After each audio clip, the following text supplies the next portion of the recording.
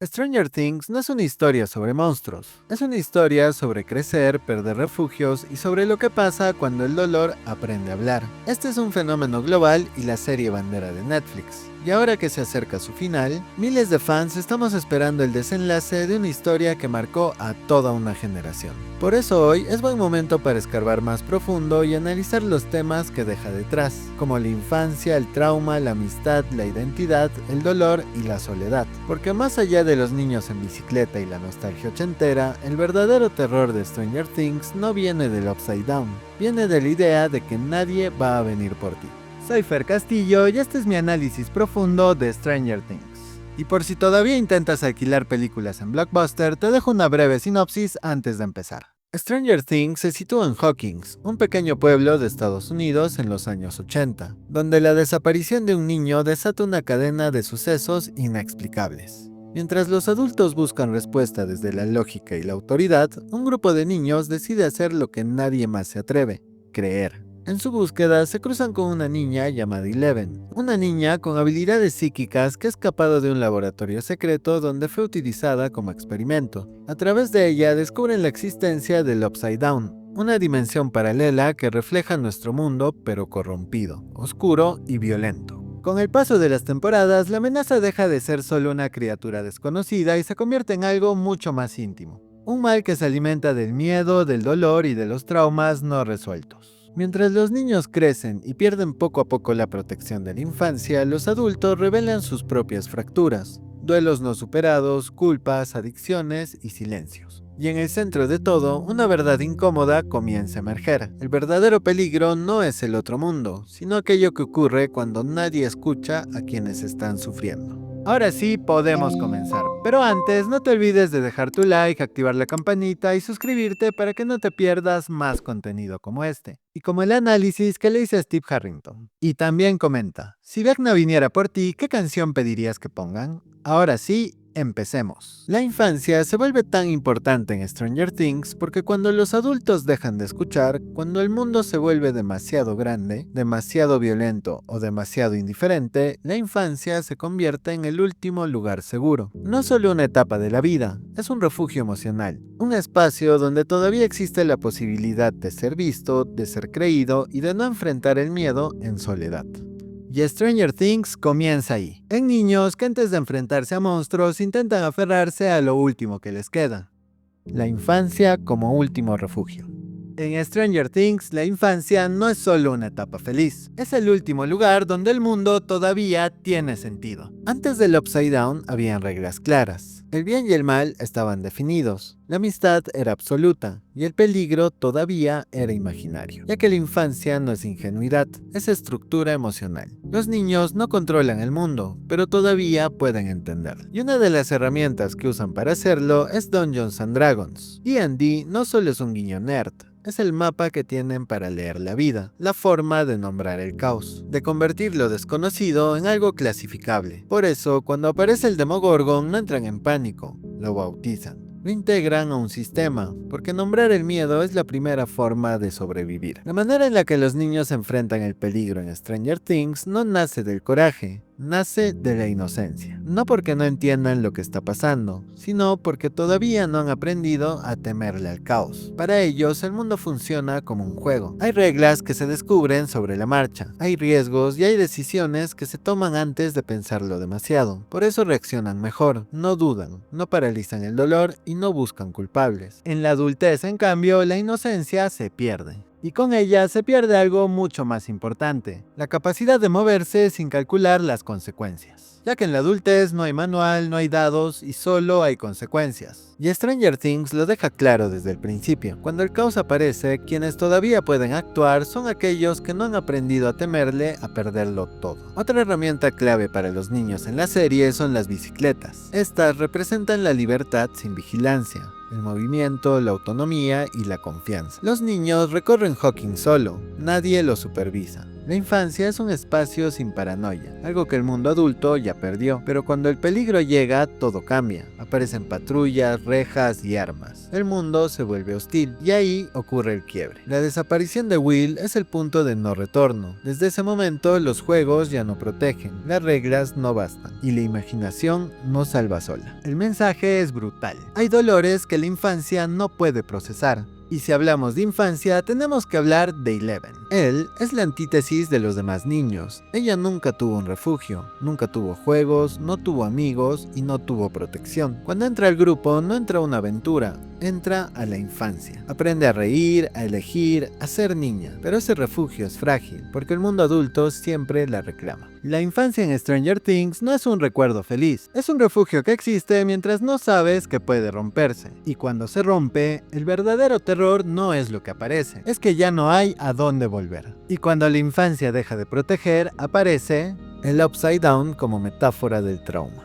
El Upside Down no es otro lugar, es la misma realidad, pero después de romperse. Hawkins existe, pero está muerto. Las casas están ahí, pero están vacías, y el tiempo está detenido. Así funciona el trauma, no te saca del mundo, te deja atrapado en él, pero de otra forma. Uno de los detalles más importantes es que el Upside Down está anclado a un día en específico, no avanza. El trauma hace exactamente eso, te deja viviendo eternamente en el momento del golpe. Por eso Will nunca se desconecta del todo, por eso Hawkins no sana, y por eso el pasado invade constantemente el presente. El Upside Down no es un mundo sin voz, es un mundo sin escucha. Allí se puede hablar, gritar y llorar, pero la voz no cruza. El problema no es expresarse, es que nadie del otro lado puede oírte. Y así funciona el trauma, no te deja mudo, te deja aislado. Sabes lo que pasó, incluso puedes decirlo, pero sientes que nadie puede entenderlo del todo. Y eso le sucede a Will, ya que él no puede pedir ayuda con palabras. Tiene que usar luces, paredes y señales, porque el dolor profundo no sabe hablar, solo sabe manifestarse. El ambiente del Upside Down enferma, y respirar duele. El trauma no te mata de golpe, te va consumiendo lentamente. Y lo más cruel es que te persigue incluso después de salir, porque Will vuelve, pero su cuerpo no olvida, ya que tiene ataques, espasmos y sensaciones físicas, porque el cuerpo recuerda lo que la mente intenta olvidar. Y es clave entender algo más. Las criaturas no son solo monstruos, son formas del miedo. El Demogorgon representa el terror primario, la amenaza inexplicable y el primer golpe. El Mind Flayer representa el control, la pérdida de identidad y el trauma que toma posesión. Y Vecna representa la culpa, la vergüenza y el autocastigo. Y también representa esa voz interna, ya que Vecna no grita, susurra y dice cosas que sus víctimas ya piensan. Es tu culpa. No mereces vivir, estás solo. Por eso Vecna es el trauma más peligroso, ya que no viene de afuera, viene de creerte esa voz. Por eso ataca a personas aisladas, se alimenta de recuerdo y usa el pasado como arma. Y eso demuestra que el trauma evoluciona si no se trata, y cuando eso pasa, se expande. Al principio, el Upside Down está separado, luego se filtra, contamina y rompe la realidad. Así funciona el trauma colectivo, lo que no se sana, se hereda. Y Hawkins colapsa porque nadie quiere mirar de frente. Pero hay algo que funciona contra Vecna y eso es la música, ya que Vecna no se alimenta del miedo, se alimenta de la culpa, la vergüenza y el aislamiento. La música interrumpe esa voz, no porque sea mágica, sino porque despierta recuerdos felices, momentos donde existía el vínculo, donde había alguien del otro lado. Cuando suena una canción, la mente deja de hundirse en el dolor y vuelve al cuerpo, al presente, a la realidad compartida. Por eso Vecna pierde poder, porque ya no puede sostener el trance. La música no derrota al monstruo, le recuerda a la víctima quién es y a dónde pertenece. Es un ancla emocional, un puente con los seres queridos. Una prueba de que el dolor no es lo único que existe, y Stranger Things lo deja claro. El trauma crece en silencio, pero se debilita cuando alguien te devuelve una parte de tu historia. Y aún así nadie sale ileso, porque salir del Upside Down no significa curarse. Will no se desconecta del todo, y Eleven carga cicatrices invisibles. Y Max sobrevive, pero se queda suspendido, porque el trauma no se borra, se integra. El Upside Down no es un infierno fantástico, es el lugar donde viven los recuerdos que no pudimos procesar, un mundo donde el tiempo se detuvo, donde el aire duele y donde una voz te recuerda una y otra vez aquello que más quieres olvidar. Y en ese sentido, Eleven es el personaje que mejor entiende ese mundo. Y no porque haya crecido en él, sino porque ha crecido en un lugar que funciona exactamente igual. Y desde aquí entramos al siguiente segmento. Eleven y la identidad. Eleven no empieza la serie como una persona, la empieza como un objeto. No tiene nombre, tiene un número, no tiene familia, tiene supervisores. Y no tiene elección, tiene órdenes. Su primer conflicto no es el Upside Down, es existir fuera del control. El número no es solo una etiqueta, es la negación de su identidad. Llamarle Eleven no es cariño, es clasificación y deshumanización. Porque un nombre te da historia, pero un número te vuelve reemplazable. Y por eso el verdadero arco de Eleven no es derrotar a los monstruos, sino pasar de ser un experimento a ser alguien. Al inicio, Eleven habla poco, no porque no pueda, sino porque nunca tuvo espacio para expresarse. Dice frases cortas, responde lo mínimo y contiene sus emociones, porque la identidad se construye a partir del espejo social. E Eleven nunca tuvo uno. Eso cambia cuando conoce a los chicos. Con ellos aprende palabras, límite y afecto. Ellos no le piden poder, le ofrecen pertenencia. Y es ahí cuando Eleven empieza a existir como individuo porque por primera vez alguien la mira como igual. Eso es algo que el mundo adulto nunca hizo. Antes de Hopper, todos los adultos que la rodearon la siguieron solo por lo que podía hacer. Y ese es su dilema constante. Si no tengo poderes, ¿valgo? Y si no sirvo, ¿me quedo? Porque el miedo más grande de Eleven no es perder el poder, es perder el amor. Antes de enfrentar eso, Eleven empieza algo fundamental. Elegir quién quiere ser. Lo vemos en cómo se viste, cómo se peina, cómo se mira. Y eso no es superficial, es autodefinición. Eleven no busca encajar, busca probar identidades, porque la identidad no se descubre, se ensaya. Pero Eleven es distinta, no solo por sus poderes, sino por la forma en la que fue criada. Y cuando entra a la escuela, ese contraste se vuelve brutal. La escuela puede ser un espacio hostil para quien no encaja. Por eso Eleven es ridiculizada, invisibilizada y agredida. Eso activa su trauma y la empuja al aislamiento y a la rabia. Y el rechazo externo confirma lo que su voz interior ya le decía: no pertenezco. Luego llega la pérdida de poderes, y por primera vez, Eleven tiene que existir sin aquello que la definía. Por eso entra en crisis, se siente inútil y prescindible. Pero ahí ocurre algo clave. Sigue siendo Eleven incluso sin poderes. Eso le obliga a enfrentar su pasado, porque no se puede construir una identidad sin mirar el origen. Ella no puede avanzar sin reconocer la violencia sufrida y aceptar lo que fue obligada a hacer, porque la identidad no se construye negando el trauma, sino integrándolo.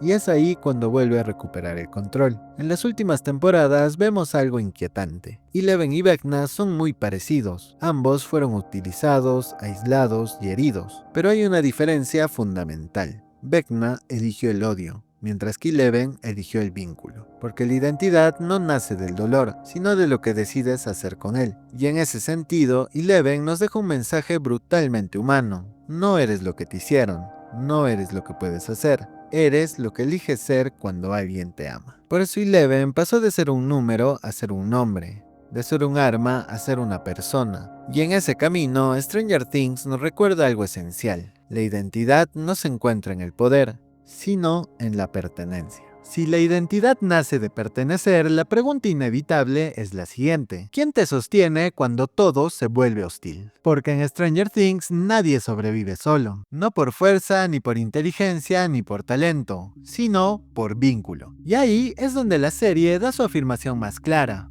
la amistad como acto definitivo. En Stranger Things, la amistad no es un complemento narrativo, es una postura moral. Y aquí explicamos una regla no escrita de su universo. Nadie sobrevive solo, ya que cada personaje que se aísla es poseído, manipulado o atacado. Y cada vez que el grupo se une, sobrevive, resiste y avanza. Ya que el mal siempre actúa en soledad, y el bien en colectivo. Y cuando el hogar no alcanza, la amistad se convierte en la familia elegida. Y muchos personajes no encuentran refugio en casa con padres ausentes, adultos rotos y silencios incómodos. Ahí es donde aparece el grupo porque escucha, cuida y permanece. Porque la amistad no reemplaza a la familia, la redefine. Y eso es lo que cada protagonista aporta al grupo. Mike es el corazón emocional del grupo, porque nunca abandona.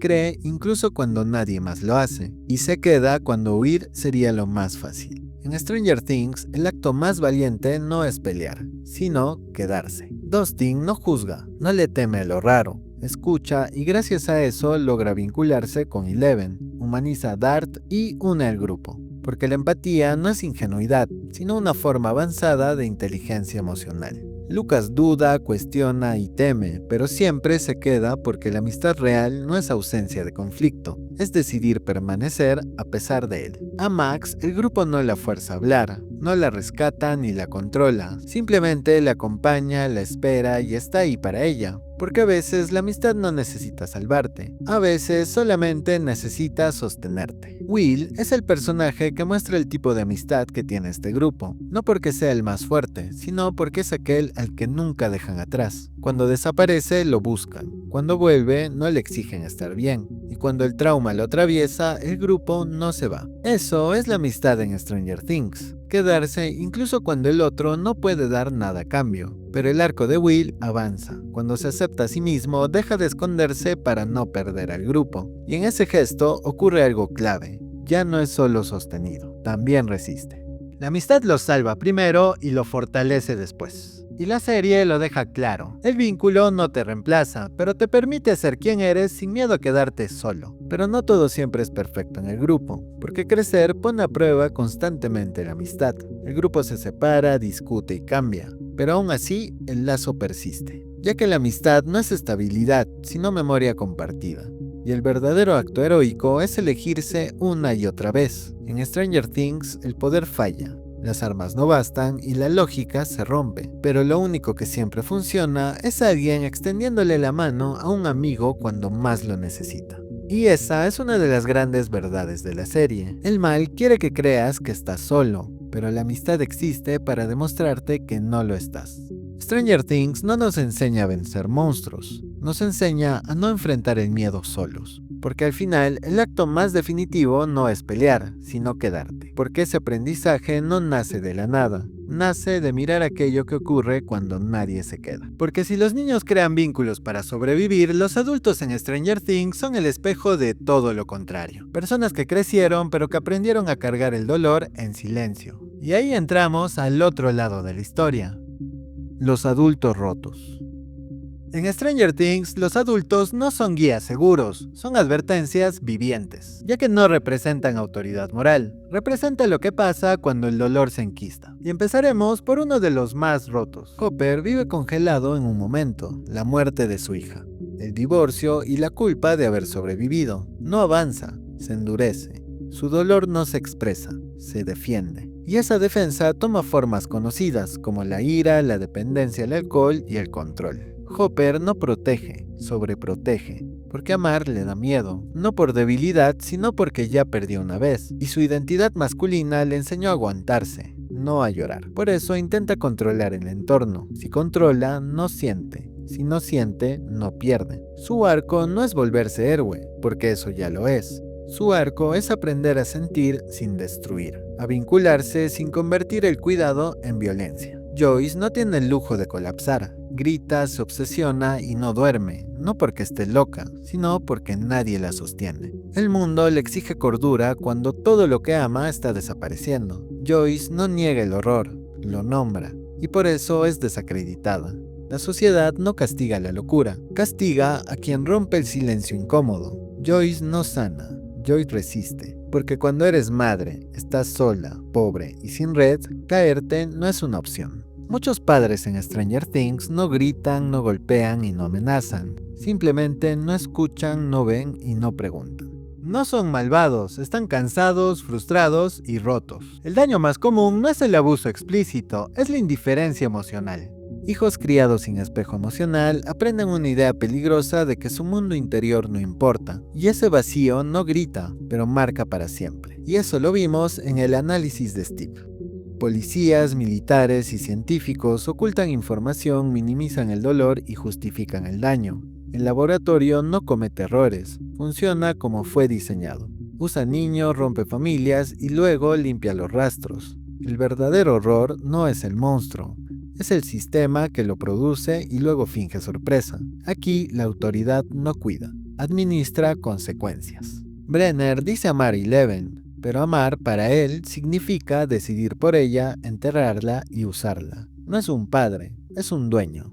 Representa la forma más peligrosa de autoridad, la que cree que el fin justifica el daño, la que llama protección al encierro y educación a la violencia. Es la figura adulta que duda de sí misma y por eso es la más monstruosa. Los niños escuchan, confían y cooperan. Los adultos niegan, dudan y encubren. La serie es clara. La inocencia no es ignorancia, es apertura emocional. Los niños creen porque sienten. Los adultos dudan porque temen enfrentarse a lo que no pudieron sanar. Los chicos no solo se enfrentan a los monstruos, enfrentan algo peor, convertirse en esos adultos. Porque Hopper mejora cuando aprende a hablar, a pedir perdón y a soltar el control. Porque sanar no es olvidar, sanar es no heredar el daño. Y esa es la lección incómoda de la serie, porque crecer no te rompe, no sanar sí. En Stranger Things, los adultos no fallan porque sean malos, fallan porque nadie les enseñó a sanar. Y esa es la herida más peligrosa de todas, la que pasa de generación en generación. Y cuando el dolor no se sana, no desaparece, se transforma, se endurece, busca sentido y busca justificar su rabia. Porque lo que no se elabora se hereda, y lo que se hereda sin conciencia termina volviéndose violencia. En Stranger Things, ese dolor que nadie supo nombrar no solo crea adultos rotos, también crea monstruos. Y es ahí en donde aparece Vecna como el villano final. Vecna no representa el caos, representa el sentido retorcido que le podemos dar al dolor cuando no se procesa. No destruye porque sí, destruye porque cree tener la razón. A diferencia de otros villanos, Vecna no actúa desde el impulso, sino desde una ideología. Cree que el sufrimiento es la verdad última, que la sociedad es hipócrita y que el tiempo y las reglas humanas son una mentira. Por eso odia el orden, odia el crecimiento y odia el amor. No quiere gobernar el mundo, quiere demostrar que el mundo merece romperse. En ese sentido, Vecna convierte su trauma en identidad. Nunca supera su infancia, la transforma en doctrina. Fue distinto, fue aislado y fue reprimido, pero en lugar de sanar, decide que todos deben sentir el mismo dolor. Ahí se vuelve el reflejo oscuro de Eleven. Ambos fueron usados, ambos fueron encerrados y ambos fueron rotos. La diferencia entre ellos no es biológica, es ética. Vecna no mata al azar, juzga. Elige víctimas que ya se odian, se culpan y no se perdonan. No les impone ideas nuevas, les susurra lo que ya creen. Utiliza la culpa como arma y repite una lógica conocida del trauma. Esto te pasó por tu culpa. Por eso, el villano final no necesita fuerza física, si logra que la víctima se rinda sola. Además, Vecna vive anclado al pasado y busca congelar el mundo en ese estado. Esto lo conecta directamente con el Upside Down detenido en el tiempo, con el rechazo al cambio y con su odio a la infancia y al crecimiento, ya que crecer implica aceptar el dolor y seguir adelante, pero Vecna se niega a hacerlo. Por eso sus muertes no son caóticas, son rituales, castigos y exhibiciones. Cada una responde a la lógica del trauma interiorizado. Si sufres es porque lo mereces. El dolor deja de ser una experiencia y se convierte en una sentencia. Y ahí entendemos por qué Vecna es el villano final perfecto, ya que no viene desde afuera, nace del sistema y usa el dolor humano como combustible. Y por eso no se derrota solo con poder, sino con vínculo, presencia y recuerdo de identidad. Vecna no es el villano final porque sea el más fuerte, sino porque representa lo que ocurre cuando el dolor deja de ser una herida y se convierte en identidad. Esa es la forma más peligrosa del mal. Por eso, Vecna no es solo un enemigo al que hay que vencer, es una advertencia. Lo que sucede cuando la herida reemplaza el nombre, cuando el aislamiento reemplaza el vínculo, y cuando la identidad se construye desde el resentimiento. Vecna cae cuando alguien recuerda quién es, cuando alguien es nombrado por otro y cuando alguien se queda. En ese momento, la serie deja de hablar de monstruos y empieza a hablar de nosotros. El verdadero mensaje de Stranger Things. Stranger Things no trata sobre ganar una guerra, trata sobre no perderse uno mismo en medio de ella. Desde el principio, la serie deja algo claro: el mundo no es justo. El dolor llega sin avisos y nadie está completamente a salvo. La historia nunca intenta negar esa realidad, por el contrario, la asume como punto de partida. A lo largo de la serie, cada caída ocurre cuando se repite el mismo patrón. Nadie escucha, nadie cree y nadie acompaña. En ese vacío es donde el conflicto crece. El Upside Down se expande en el silencio, Vecna se fortalece en la culpa y el trauma se enquista cuando se vive en soledad. El mal no irrumpe de forma abrupta, entra cuando el dolor no encuentra palabras ni testigos. Por eso Stranger Things no propone héroes solitarios. Eleven es poderosa, pero nunca gana sola. Necesita a Mike para anclarse a la realidad, a Max para verse reflejada y al grupo para sostenerla emocionalmente. De este modo, la serie cuestiona la fantasía del yo puedo con todo y plantea una idea distinta de fortaleza. En ese sentido, Stranger Things redefine la madurez. Madurar no es aguantar en silencio. No es callar lo que duele ni volverse frío para sobrevivir. Madurar es seguir sintiendo sin romperse por dentro. La serie tampoco afirma que el amor borre el trauma ni que repare el pasado, sino algo más honesto. El amor permite mantenerse vivo mientras se aprenda a sanar. El mundo puede ser oscuro, pero no tiene por qué atravesarse en soledad. Esa es una de las ideas centrales de la serie, y por eso conectó con tanta gente, no solo por la nostalgia, sino porque todos alguna vez tuvimos un refugio, todos lo perdimos y todos seguimos buscando a alguien que nos sostenga cuando el miedo aparece. En última instancia, Stranger Things nos recuerda que el verdadero monstruo no vive en otro mundo, vive en la idea de que nadie va a venir por nosotros. Y mientras exista alguien dispuesto a quedarse, el mal puede herir, pero nunca termina de ganar. Si este análisis te ayudó a ver la serie desde otro lugar, déjale un like, suscríbete y activa la campanita para que no te pierdas los próximos videos. Porque vamos a seguir explorando historias que utilizan la ficción para contar cosas muy reales. Ahora quiero leerte a ti. Para ti, ¿quién representa el mejor mensaje de Stranger Things? ¿Will, Eleven o Vecna? Te leo en los comentarios.